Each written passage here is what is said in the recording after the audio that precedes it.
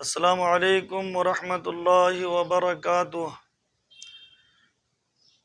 زبان میں لکنت ہو تو ہکلا پن کے لیے ایک وظیفہ بتا رہا ہوں، اس کو پابندی سے پڑھیں، انشاءاللہ ہکلا پن دور ہوگا۔ وہ وظیفہ یہ ہے، سورہ طٰہٰ دوسرا رکوع میں ہے، رب اشرح لی صدری ویسر لی امری واحلل عقدۃ من لسانی یفقہوا قولی۔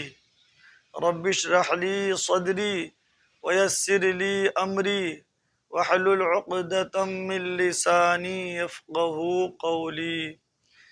اس دعا کو 40 دن تک پابندی سے پڑھیں اور نمازوں کی پابندی کریں۔